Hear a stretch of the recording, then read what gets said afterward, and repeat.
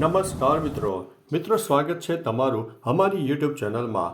આજની વિડીયોમાં વાત થશે વાવાઝોડાની, ઉપરાંત તારીખ 27 નવેમ્બરથી લઈને 30 નવેમ્બર સુધી ગુજરાતમાં કેવું રહેશે હવામાન, અત્યારે કયા વાવાઝોડા સક્રિય થયા છે અને કેટલી અસર કરશે, શું ગુજરાતને તેની અસર થશે, ગુજરાતમાં તાપમાનનો પારો કેટલો રહેશે, પવનનું પ્રમાણ કેટલું રહેશે, તમામ પ્રકારની માહિતી આ એક વિડીયોમાં તમને મળી જવાની છે।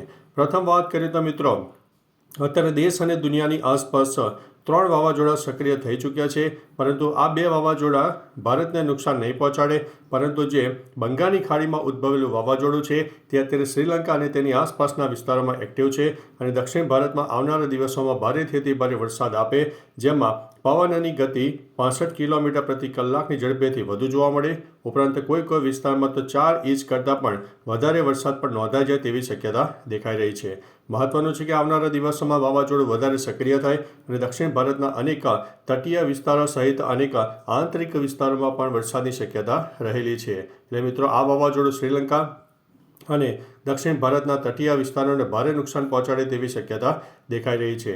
પરંતુ મિત્રો, આ વાવાઝોડાની અસર ગુજરાતને ખૂબ જ ઓછી થવાની છે, પરંતુ અરબી સમુદ્ર અને બંગાળની ખાડીના ભેજવાળા પવન ગુજરાતને મળશે, સામાન્ય વાદળછાયું વાતાવરણ અને આંશિક વાદળોનો રાઉન્ડ જોવા મળે। ભલે અહીં આગળ તમને સેટેલાઇટ બેઝના માધ્યમથી વાદળો ન દેખાય, પરંતુ એક હાઈ ક્લાઉડ જે વરસાદી વાદળો હોતા નથી તેવો માહોલ આપણને આગામી 2 થી 3 દિવસ જોવા મળે તો નવાઈની વાત નહીં। મહત્વનું છે કે આજે તારીખ 27 નવેમ્બર થઈ ગઈ છે, તો દક્ષિણ ભારત અત્યારે વાવાઝોડાને લીધે એક્ટિવ થઈ ગયું છે। અનેક જિલ્લામાં વરસાદની શક્યતાની સાથે વરસાદ પણ વરસવાનું શરૂ થઈ ગયું છે। ત્યારબાદ મિત્રો, તારીખ 28 નવેમ્બરની વાત કરીએ તો 28 નવેમ્બરે પણ આ વાવાઝોડું એક્ટિવ રહેશે, અન્ય વાવાઝોડા પણ એક્ટિવ રહેશે, પરંતુ તે તરફ આપણે ધ્યાન આપતા નથી। અત્યારે જે દક્ષિણ ભારતને અસર કરશે તેના ઉપર ખાસ આપણું ફોકસ રહેલું છે। ખાસ કરીને દક્ષિણ ભારતના અનેક જિલ્લામાં આ વાવાઝોડાની શક્યતા દેખાવાની છે। બીજી તરફ મિત્રો, તારીખ 29 નવેમ્બરની વાત કરીએ તો 29 નવેમ્બરે પણ વાવાઝોડાની સક્રિયતા રહેશે, દક્ષિણ ભારતના અનેક જિલ્લામાં વરસાદ આપે, 1 ઇંચથી લઈને 4 ઇંચ સુધીના વરસાદ તે વાવાઝોડું આપે તેવી શક્યતા છે।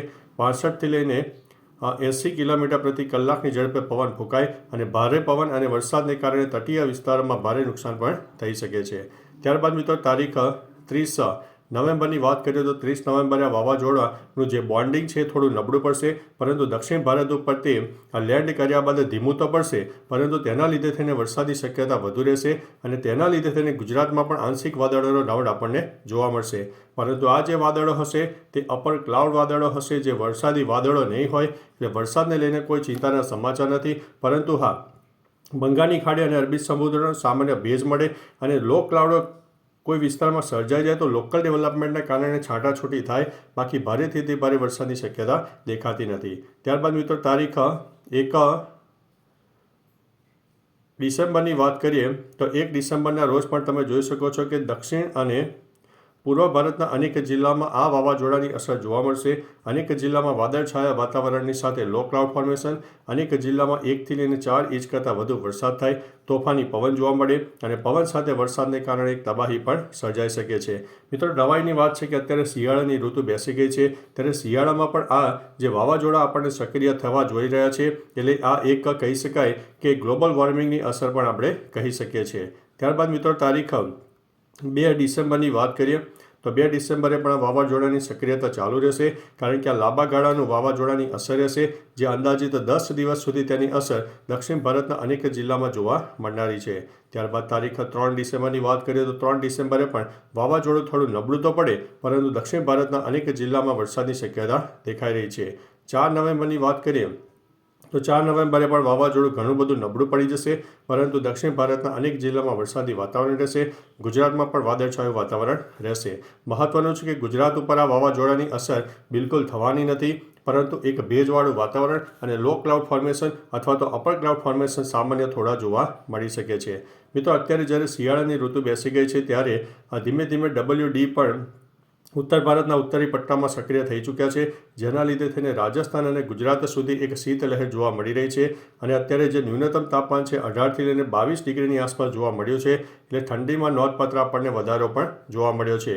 બીજી તરફ મિત્રો, પ્રદૂષણની વાત કરીએ તો અમદાવાદ સહિત ગુજરાતના અનેક કહી શકાય કે ભાગોમાં એક એર ક્વોલિટી ઇન્ડેક્સનું પ્રમાણ છે ખૂબ જ વધારે જોવા મળ્યું છે. અને જો આવું ને આવું વાતાવરણ રહ્યું અને પ્રદૂષિત વાતાવરણ રહ્યું તો દિલ્હીની જેમ ગુજરાતમાં પણ એક પ્રદૂષિત હવા થઈ જશે, ઝેરી હવા થઈ જશે, જે સ્વાસ્થ્ય માટે ખૂબ જ હાનિકારક છે. બાકી મિત્રો, તમારા વિસ્તારમાં ઠંડીનું પ્રમાણ કેવું છે, પવનનું પ્રમાણ કેવું છે, વાદળછાયું વાતાવરણ હોય તો તમામ પ્રકારની માહિતી આપજો, જેથી અન્ય મિત્રો પણ જાણી શકે. તો ચાલો મિત્રો, ફરીથી દેશ અને દુનિયાના તાજા સમાચાર અને હવામાનની લેટેસ્ટ માહિતી લઈને મળતા રહીશું. ત્યાં સુધી અમને રજા આપશો. નમસ્તે.